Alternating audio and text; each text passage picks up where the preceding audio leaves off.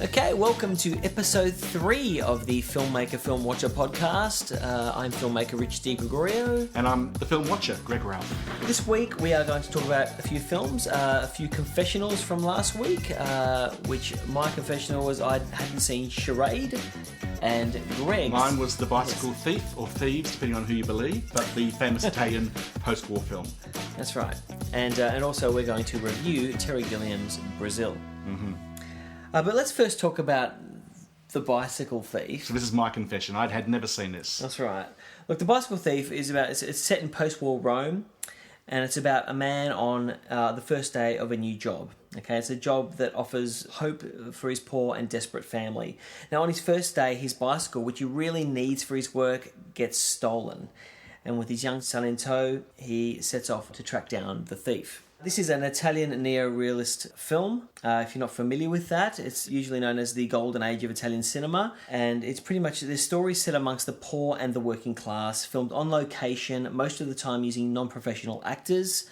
Italian neo-realist films mostly contend with the difficult economic and moral conditions of Italian post-World War II, representing changes in the Italian psyche and conditions of everyday life, including poverty, oppression, injustice, and desperation. And some of the filmmakers that came out of this movement are Roberto Rossellini, Vittorio De Sica, who made The Bicycle Thief, Visconti, you've got Federico Fellini, among a few. So tell me, Greg, what did you think about The Bicycle Thief? I find this film really hard to judge. And that's because it's not the film itself, it's me in relationship to the film. It's because there's so much in it that puts me outside the film. And I'm really thinking of three things. I'm thinking about that, first of all, it's a world that I don't know. And it's an astonishing insight into that world. We can come back to that, but it's not a world I know. The second thing, of course, is being an Italian film in Italian, and I don't speak Italian. You know, ciao, buongiorno is about it, and bella perhaps, but it's not a language I know, so I can't actually hear what the people are saying. And the third thing, which really complicated and undermined that for me, is that the DVD which I watched, it was a really bad subtitling experience. You know, I can accept that sometimes there is complexity in what's being said in another language in a film, and that not everything will be translated, you know, the nuances in the subtitles. And I know that because I speak French, so I can listen to French and, you know, get the gist of it and know when it varies from the subtitles. I cannot do that in Italian.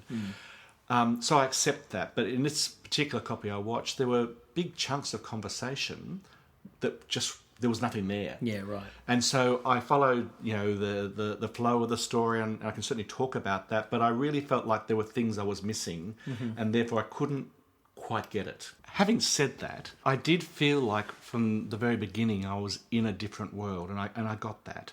So at the start of the film, you know, the very start of the film, one of the main characters, the father, Antonio, is being called to come and apply for a job that no one else can apply for, which is this guy going around on his bicycle putting up posters for American films and so on. And the landscape he was in, and not knowing about neorealism, I thought at first it was a film set. It was so new and stark and almost otherworldly that I was engaged straight away. What is this place?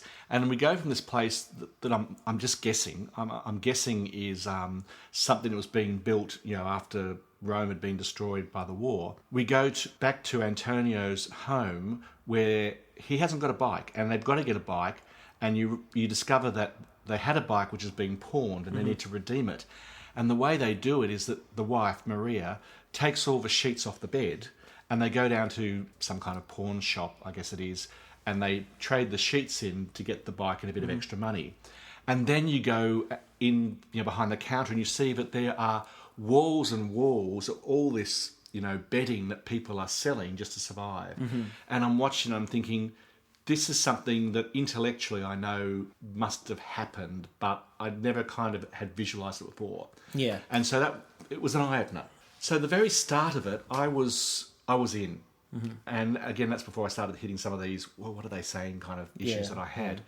But then when they go on the journey and you meet the gorgeous boy, Bruno, the son yes. who's, 9 years old, whatever he is. Yeah, it's amazing. And after the bicycle is stolen and the father and son go on almost this quest on a Sunday to find the bike, my attention was really on the relationship of the father and the son, which is at the heart of the film. Absolutely. I'm a sucker for a father-son story, and this is probably one of the best. And so am I, actually. Yeah, I know what you mean. Look, this film, for me, it strikes such a chord. I mean, look, my family's Italian, so for me, it hits home very well, because my family left Italy after the war, so they lived in those times, as were depicted on screen. So therefore, it is very close to me. And when I watch that, and I just because my grandparents and my family don't ever actually talk about what it was like before they came to Australia, because they don't want to talk about it.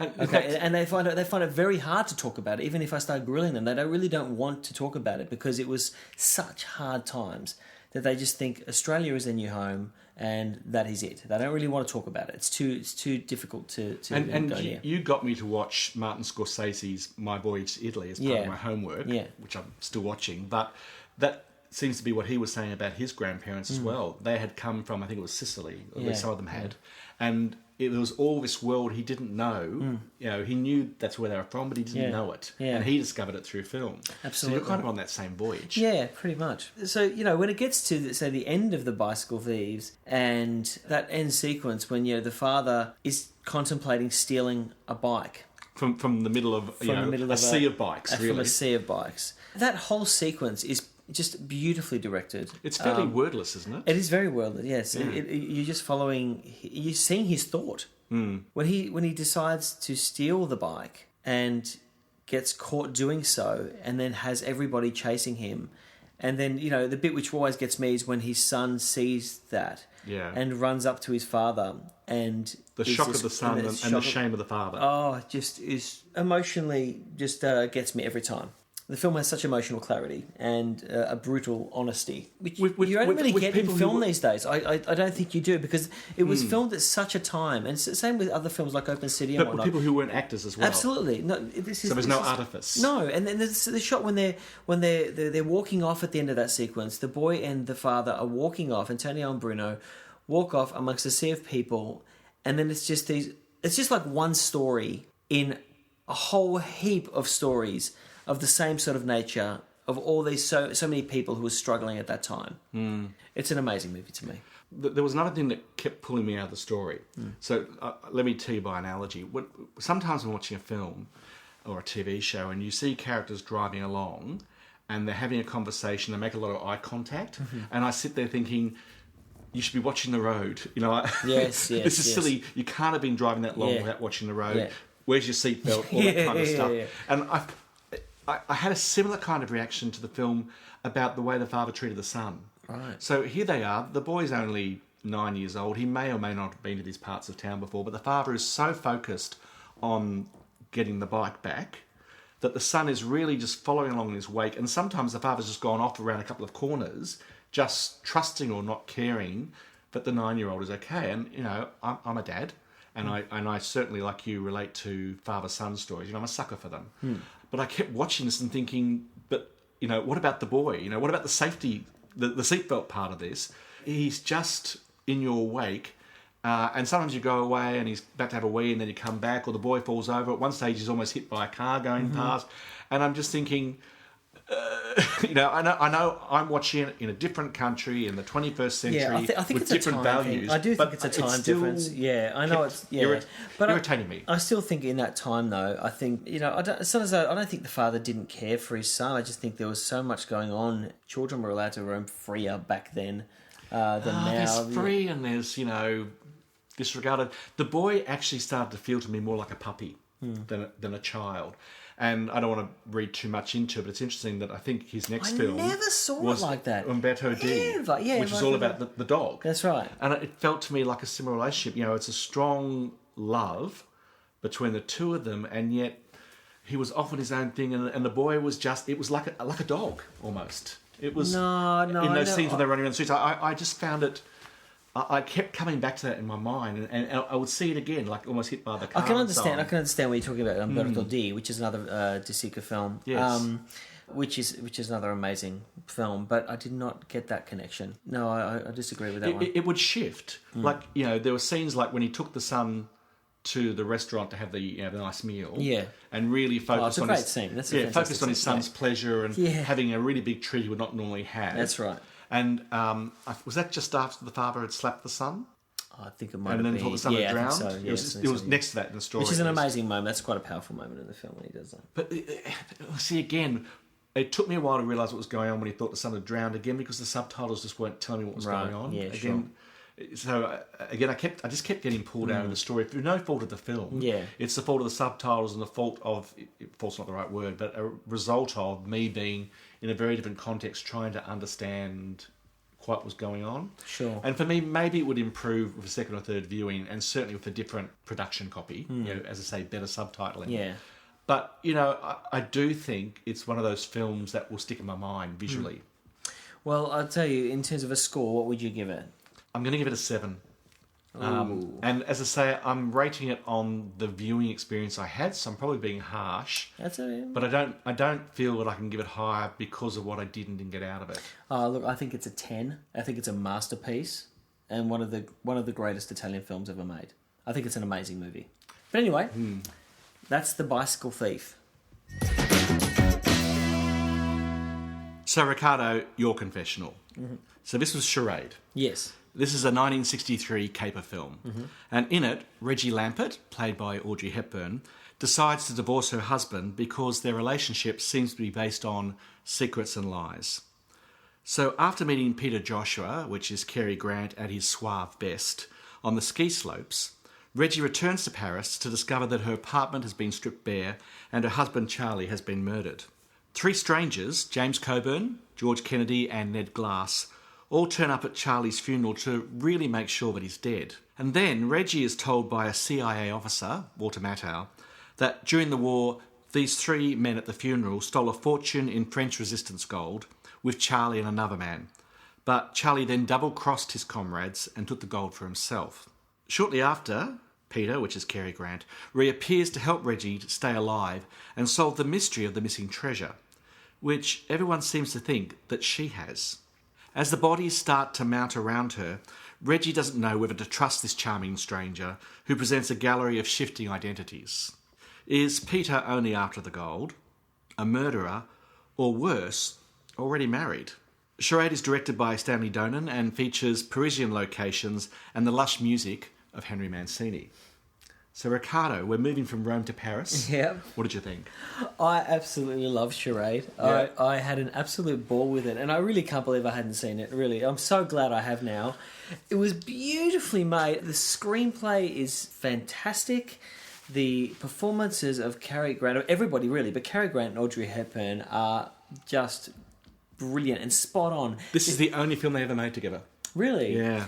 Well, I didn't know that. I should have made more. Their chemistry on screen was just beautiful. It sparkles. And their comic timing, the comedy they bring to that screenplay, just from their presence, is amazing. I thought this film was, from the beginning to the end, just such a brilliant film. From the opening title sequence, which I really loved, the animated title sequence. It reminded me of Vertigo. Yeah, it reminded me of Saul Bass, but I thought, was that Saul Bass who did that? I don't know. Saul Bass did a lot of the titles around that era. I don't think it was, but I don't know. It wasn't. I did check. From that onwards, it was just a lot of fun. A lot of fun. Now, I rewatched this a couple of nights ago, and what really struck me is I remembered loving it as that kind of sparkling comedy, caper kind of film, which is how I recommended it to you. Yeah.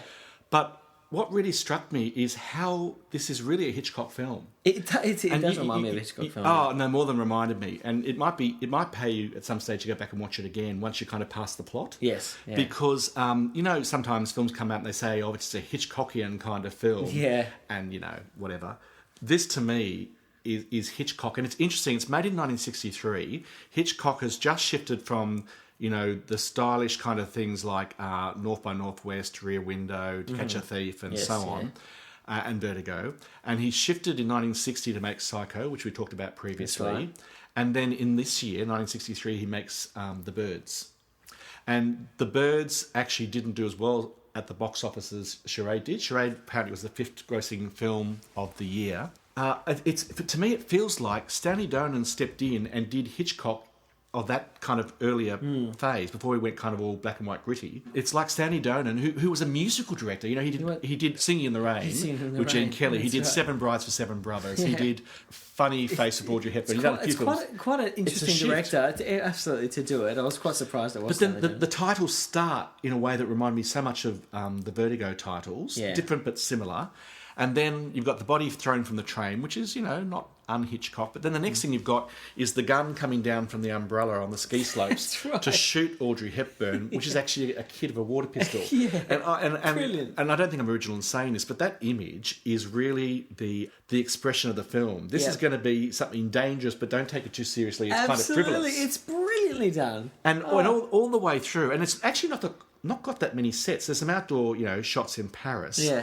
But a lot of it's actually in this little hotel where all the bad guys and the good guys are on the same floor in this little out-of-the-way hotel, which is bizarre in its own right. A young James Coburn. Yeah, but so all the way through, you've got this kind of comedy thriller, and then there were two bits that really stood out for me. Yeah. The first one is that Cary Grant has a fight with George Kennedy, who's got, a hook. Oh, that sequence. On the roof of the American Express building with the neon light, and you just keep waiting for them to go off the edge. And I couldn't quite work out how they did it without being in danger. Like, it looked real in the background. It does look real, but that fight sequence was just a brilliant fight sequence, because nowadays you've got so many sound effects and everything to go with the fight sequence. Or loud music. Or whatnot. This was done pretty silently, and not a lot of music. The music wasn't that loud in it. And the two of them are almost having a conversation, like they know each other. Yeah, that's right. But it was shot so one shot almost. It was interestingly done, but it kept you right there. It was really suspenseful because you didn't know whether they were going to go off the edge or not. It was beautifully made. And then the second part for me that really struck me this time around was the end. Or near the end. So, I said to you, watch out for the shots with the columns. Yes, yeah. So, the big climax is in this place of the colonnade in some, Parisian square. And there's a shot of Audrey Hepburn running and Cary Grant chasing after her. And you feel like you're moving through the columns, but it's actually shifting from him to her, to him to her, to him to her. And then she's in the middle of the square, and you've got the bad guy and you've got Cary Grant. Try not to spoil the story, but both hiding behind columns. Neither can go out to her, and she's got the treasure. Yeah. Neither can go out to her because then they expose themselves to the other. Yeah. And then the bad guy engages with Audrey Hepburn, justifying why he's done what he's done. And Cary Grant kind of comes up behind the columns, and the shot is he can't see the bad guy, but he's trying to work his way through the columns. Yeah. And I was watching that little bit and I was thinking, this feels like Hitchcock. And it also reminds me of that scene in the Hitchcock film where the bad guy's walking across the stage and there are these numbered trapdoors and the hero pulls the lever and the guy falls through. And then all of a sudden, that's what I'm watching. It's actually in this film. Yeah. And I've misremembered it as a Hitchcock film. Yeah, right. That whole last bit in particular, the chase and the theatre scene, to me just felt quintessentially Hitchcock. And I was I didn't remember that, and I was really struck by that this time around. Yeah. Well, that whole sequence, that end sequence, this whole chase sequence at the very end, when I was watching it, I loved the music in that. It reminded me of The Untouchables, which is a Brian De Palma film. Yep. And Brian De Palma he was a big fan of Hitchcock, and so when you watch his films, he does sort of reference Hitchcock quite a bit. But in this instance, I thought it's he's referenced Charade in some of the music in, say, The Untouchables. This dun dun dun dun dun dun dun dun. Dun, dun, dun, dun, dun, dun, which Ennio Morricone did the score for The Untouchables, right? But that music was very similar in Charade, and I'm sitting there going, "This is just a brilliant score and really exciting." There were some odd things in this for me. The way things keep shifting in the film. So, for example, Cary Grant keeps swapping identities almost at the drop of a hat. Oh, awesome. And she kind of goes, "Oh, you're not who I thought you were, but I'll go along with that." Yeah. So he's constantly changing, and his persona is changing from good guy to nice bad guy to good guy or whatever. But there are other shifts. So the orange passing scene in the nightclub. Yes. I was laughing. I'd forgotten that scene. So Cary Grant's, he's mugging a bit, but he's doing his best to get this orange under his chin in this kind of parlour game from a very stout, dowager kind of woman. Yeah. So I was laughing a lot during that. Then he passed it to her, and that's when they kind of first had the body chemistry, if you like, because they're in such close, intimate contact. Then she turns around and it's one of these three bad guys, and suddenly it's becoming menacing. And the whole film is this kind of shifts in tone all the way through. It really does, because there's a scene. It's very comic, you know, and amongst everything that's going on, you get these real comic references, and Cary Grant, Audrey Hepburn. There's lots of comedy in the film. But then when the deaths happen, when deaths start happening... The deaths are really gruesome. They're actually really gruesome. And so, you know, you're looking at this film, you're a comedy, the deaths come and you go, And they get gruesomer. They do. So if you don't count the husband at the start of the film, you know, being thrown from the train, then the next one is someone submerged in a bathtub. That's relatively peaceful. That's right. Next one is someone who's had their throat cut in an elevator, and you hear the screams, you know, off camera, if you like, and then you see blood all over his pajamas, whatever it is. And then the last one, you know, he's got a plastic bag over his head. That's right. He's tied and handcuffed to a desk and a heater, and in his dying frenzy, he's written the name of, you know, who killed him on the carpet, which he must have I have to say it's very neat. Yes. But, you know, must have kind of scrawled in as he died. Yeah. And yet, not so much the last one, but the first two, all of a sudden there's this comedy bit because they've been moved into their bed and they're supposed to have died in their pajamas, you know, drowned in bed, had their throat cut in bed. It's all quite weird. That's right. And meanwhile, again, Cary Grant's going through these really quite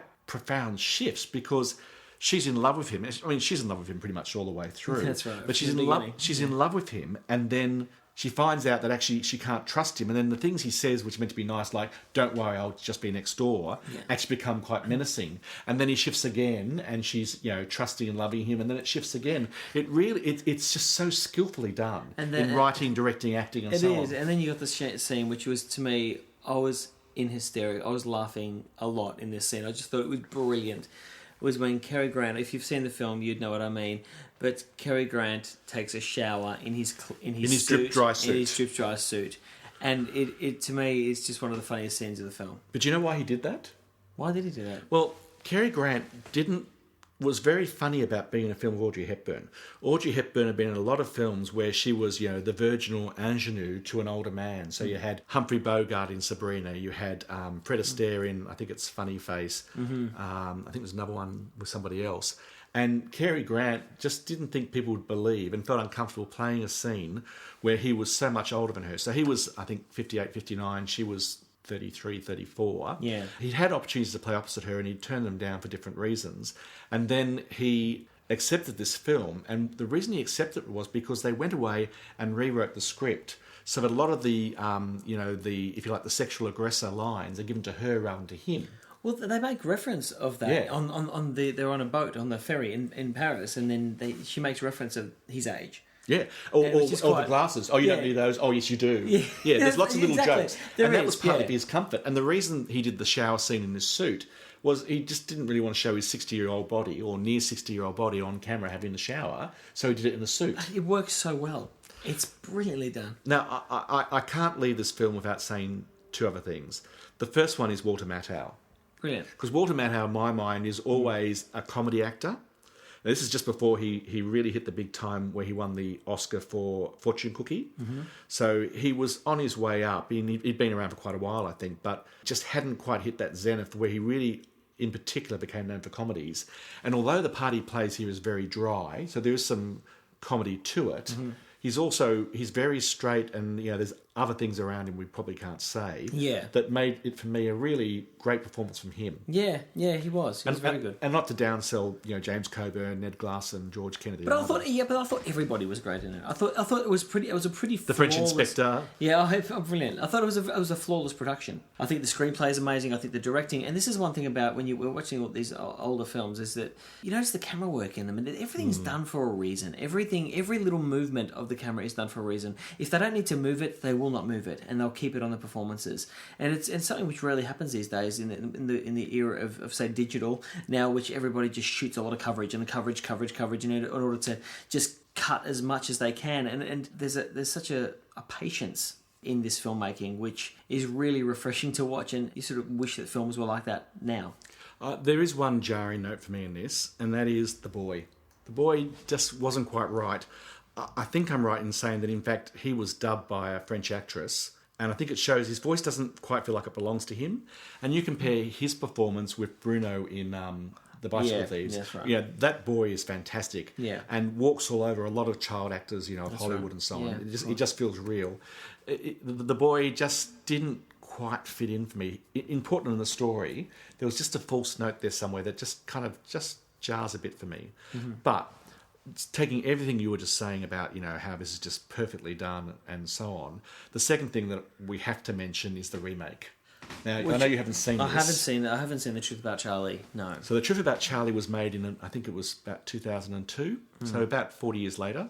I have to say I haven't watched it. I've kind of skimmed it because I heard it wasn't very good. And I have to say the parts that I've watched, it really, it dies. You've got this wonderful sparkling gem and then you've got this kind of clunky rock copy that tries to modernise it and just, doesn't work. It's a sad thing. Look, I don't know why you would remake it. No. I really don't. I think, Mark Wahlberg, he's a great actor, Fanny Newton, they're great, but why would you even come... They just don't come close. You can't come close to matching the chemistry of Cary Grant or Drew Hepburn. They're perfect. Well, you can also locate this historically. So, in an earlier podcast, I talked about how Love Actually had come out in the shadow of 9/11. Mm-hmm. Charade was released literally 2 or 3 weeks after the Kennedy assassination. So it was very much a product of, that Camelot period, a bright, shining period that really was probably the tail end of the 50s rather than the start of the 60s. In fact, there's a line where they both talk about, we might be assassinated. And that line for the initial release was dubbed over with something else because the scenes had been too sensitive. And then it got restored. So it's just interesting that to put it in its historical location, it really was at that kind of really, sparkly, shiny America kind of thing. And America engaging with the world post-war, which is what they're doing. They're filming in Paris. That's right, yeah. So, Ricardo, the score. I think it's a classic. I think it's a 10. A 10 for you? Yeah. I'm giving it a 9. I was going to give it a 9, but then when I thought about it, I thought I cannot fault it. I think this is from start to finish, a very, very perfectly made film. And so I thought, why wouldn't I give it a 10? Well, the reason I give it a 9 is that for me, a 9 is something which is absolutely at the top of its genre. And a 10 is something that just overreaches a bit and does something stronger, more profound. And you and I have talked about this. I'm not even quite sure what a 10 film actually is. I'm going to have to discover this across these podcasts. But look, it is absolutely right up there for me. And so it's certainly a 9. And maybe I'm being a bit begrudging. I'm just keeping that space maybe for something else. But look, if it's not a 9, it would be a 10. But for me, I'm going to go 9. Sure. So the film we are revisiting this week is Brazil. Minor bureaucrat Sam Lowry, Jonathan Price, seems happy with his job in the corner of the Ministry of Information, a dysfunctional bureaucracy in a world that looks suspiciously like the 1940s, but with a quaint mix of technologies and a never-ending supply of duct pipes. But at night, Sam dreams of flying through Hollywood cloudscapes and rescuing his imaginary lover, Kim Greist. When a real bug in the ministry system destroys an innocent man, Sam is lured out of his cozy corner to literally pass the buck and then go in search of his dream woman, who proves to be real, even if Jill's hairstyle, clothing and occupation are more trucky than Veronica Lake. Along the way, we meet a range of characters within a self-obsessed and uncaring society. Perhaps most noteworthy are Robert De Niro, who is obviously enjoying his part as the rebel heat engineer Tuttle, with a touch of SAS in his blood, and Michael Palin as a pleasantly benign family man who turns out to be the ministry's torturer or information retrieval officer. Terry Gilliam and playwright Tom Stoppard co-wrote this 1985 film with Charles McCowan, who plays a minor bureaucrat called Harvey Lime, perhaps as a reference to his role as the third man in the writing team. So, and let's unpack that joke a bit. Harry Lime is the character in The Third Man.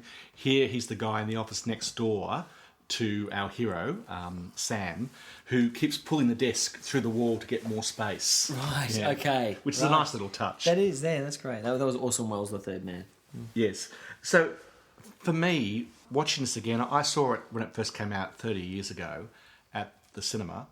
And watching it again, I remembered the film better than I watched it this last time around. Yeah, right. But before I get on to that, the thing that struck me is that, well, two things. From the very start, how prescient it was. So this is, I think it's a very English film made by an American director who spent a lot of time in English culture, part of Monty Python and so on. And certainly it felt very Pythonesque at times all the way through it. Yeah. what really struck me from the very beginning was this is a society where things are controlled by the threat of terrorism. That's right. And that's where we find ourselves now. And maybe, 1985, that's towards the end of the IRA bombings in London. So they were probably living through an experience that had never touched us before. But I watched the start of the film and thought, wow, this is us now. Well, even they've got a slogan in there, which is "Suspicion breeds confidence," and I think it's perfect because I think this is exactly what's going on today. I think terrorism is used to keep society fearful so they can be controlled, and that's exactly what's going on in the film. It's exactly what's going on in the film. So I think that theme is completely of the present day, and even the small things, even the technology in there. There's screens everywhere. There's flat screens. But it's the old and the new kind of, for that time, thrown in together. Absolutely. And it's quite amazing because this film came out in 85, but it would have been shot in 84, which is quite... 1984 George Orwell, That's right. So it's quite interesting. Oh, look, there are fingerprints all over this of George Orwell and Monty Python. The other thing that I was tuning into is that there are other kind of, very British things in it. And I'm thinking of two things in particular. So the first one was at the very start when the head of the ministry is being interviewed by someone on the TV, and he talks about the terrorists almost as though it's the opposing sporting team. That's right. And the interviewer says something like, well, but it's been going for, I think it's 11 years. And he says, it's beginner's luck. It's like this is kind of almost gentleman's sporting match. Yeah, that's right. And I was really struck, once Sam goes to this other job and joins the heart of the Ministry of Information, there's a scene where Ian Richardson, who people might know as the Prime Minister from the original House of Cards, and a well-known Shakespearean actor, is striding through the corridors in one of these grey suits that they're all wearing, and being followed along by a retinue of men in these same things, waving pieces of paper at him. I found myself thinking of Alice in Wonderland. It was almost like, the Red Queen, or even, the race around the pool. These sort of self-obsessed characters who are doing something entirely pointless, and everyone's kind of, part of that. And then you've got Alice or Sam kind of on the edge looking and going, this kind of doesn't make sense. Yeah. So very, very British stuff all the way through it. And as I say, it's an American director, but of course written by Tom Stoppard, who I think actually originally is Czechoslovakian, and then Charles McCown, who I think is a British actor. So, this film could not have been made anywhere else. And the fantasy sequences were fantastic as well. I mean, they're a major part of the film. That's really what I remembered from last time, was flying through those clouds with the wings. Yeah, and as it starts off with this amazing sort of dreamscape of him flying through the clouds, and he sees his perfect woman. It's all beautiful along these beautiful hillsides and whatnot. And as you gradually go through, his world starts becoming more oppressed. Therefore, his dreams start becoming more nightmarish, and so you're getting, start sort of blending into his real world. Yeah, but his real world is a funny place. I don't think I was as aware 30 years ago as last week rewatching it, how no one actually cares about anyone. So he thinks it's not a good idea that the wrong man, the innocent man, was destroyed by the system. But his care is really about fixing an administrative error and not getting stuck with this check and getting blamed for the mistake. That's right.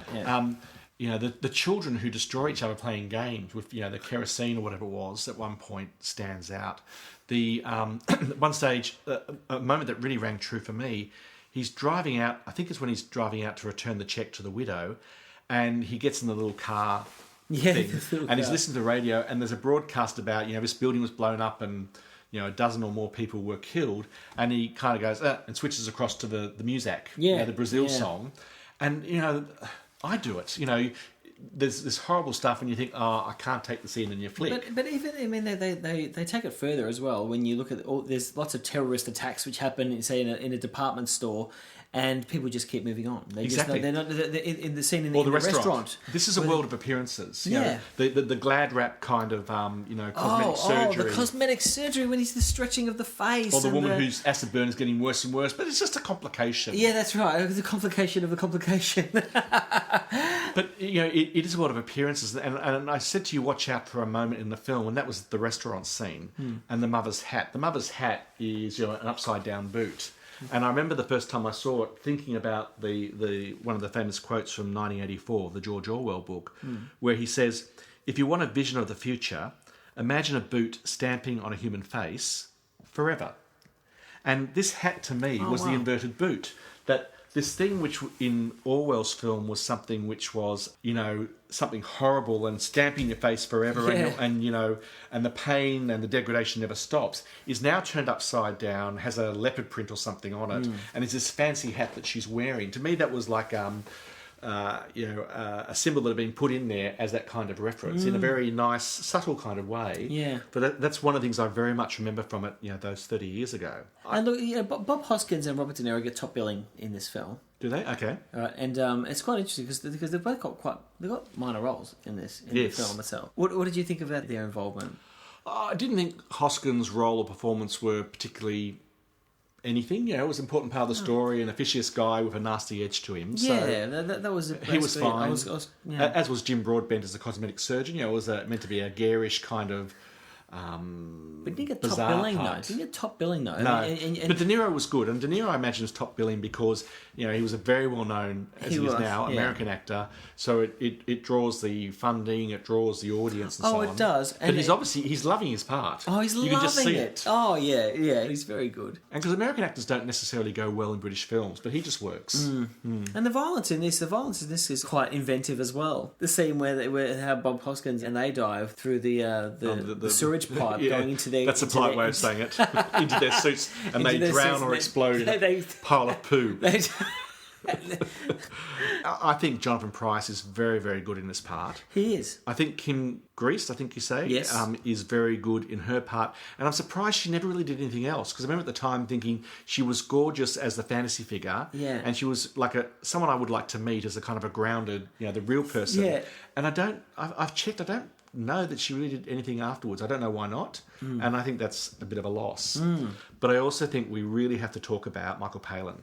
Yeah, that was a very interesting role. A great role. I mean, really, it's quite a hard role to play. I mean, Michael Palin is known as Mr. Nice Guy. Yeah. Always has been. But I think that's why he was cast. Oh, absolutely. And his character on the surface is a very nice, as you said, benign kind of guy. He's obviously ambitious because he changes his wife's name so it's actually the name that the chairman thinks it is. Rather than her having her own identity. Oh, but that scene when he's in his office when he's got this bloody coat and he's handprints all over it, and his daughter's playing in the corner. And the other bit I really loved around there is the secretary in the torture area who's got those kind of electrode-y things attached to her finger to take dictation of the testimony from the torture room, which just consists of people screaming. Yeah, and you see that a couple of times. You do. And that to me is very Monty Python, actually. Yeah. The film is quite a mad film. It's a madhouse. It's Alice in Wonderland. It's very hard to write that sort of film. It's very hard to get the structures right in a film like that. Well, and for me, it doesn't quite. So what really struck me this time as well was, having seen other Terry Gilliam films since, and I hadn't when I first saw it, that I was really aware of what I see the strengths and the weaknesses of Terry Gilliam as a filmmaker. So all the things we've talked about, and we haven't talked about, like, the visual sensibility is just brilliant. You talk about the fantasy scenes. And some of those scenes are a little bit dated because the technology's moved on, like the buildings thrusting out of the ground. But I thought the models. I thought they looked amazing, though. To me, they looked a bit like a model, but in their time, I have no problem with that. It's just things that moved on, and maybe we are a bit more sophisticated in our expectations. But that's a quibble. I mean, the visual sensibility, but even without fault, is there. Yeah, but even in the present day scenarios of it, I think the art direction of the film is fantastic. That to me does stand out, and there is a lot of great filmic elements to those, just as much as the fantasy sequences. Look, I agree, but I have problems, and my problems are the problem I have with Terry Gilliam in general is that to me he comes across as being too undisciplined as a filmmaker. So there are two sequences, and it's a very long film. It's somewhere between 2 and 3 hours, isn't it? It's quite long. Oh, it's 2 hours and 15 minutes. That's right. The chase with the truck, when he first really meets Jill, that goes on and on and on. And it's good to have that moment in that sequence where he's going, oh, we beat the bad guys and we crashed the barrier. And he looks back and he realises he's caused the flaming death of a soldier. Yes. I think that's the turning point for him in terms of empathy and compassion. So that moment's needed, but it just goes on too long. And then the other one is the big sort of dream sequence at the end. Or I'm not sure you call it a dream, but the fantasising. Yeah, the to me, it just went on and on and on. And there were some good bits in it, like, the Robert De Niro disappearing in a pile of paper. A pile of paper. It's just to me, it felt almost like The Red Shoes. Have you seen that? Yes, It felt very like that. But the extended gunfight getting out of the building and then going into the funeral, it kind of worked. And certainly seeing, his mother in the form of his fantasy love, Jill, worked. But again, it just went on and on too much. The ending was right for the film. Yeah, I tend to agree. I think the ideas are all fantastic in there, but I did find it does drag. You almost need someone to sort of come over the top and say, I'd be curious to know, is he the editor or not? But they are great scenes. They are fantastic scenes on their own, so I can understand them finding it very hard to sort of to take out. But not really. For me, I was sitting there going, "Oh, really? Come on!"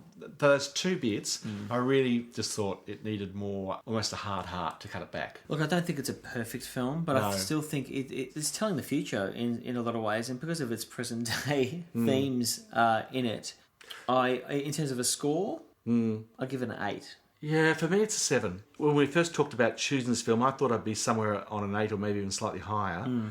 But when I sat down to look at it, it dropped for me, not because it had dated, but because I was that much more aware of these bits that I just thought something really should have been, somebody sort of stepped in. And so for me it's a 7. It's a very good film, but I think its excellence is kind of nibbled away at because of those little bits in there. I just look at it from a pure perspective of this is a film like that. I just haven't seen a film like it right now in this present time. And in terms of the writing of it, the screenplay, it's very hard to structure a film like Brazil. And in terms of just the screenplay aspect of it. So how do you feel it stacks up against his other films? I think it's his best. I'd probably say this and or 12 Monkeys. So that concludes episode 3 of the Filmmaker Film Watcher podcast.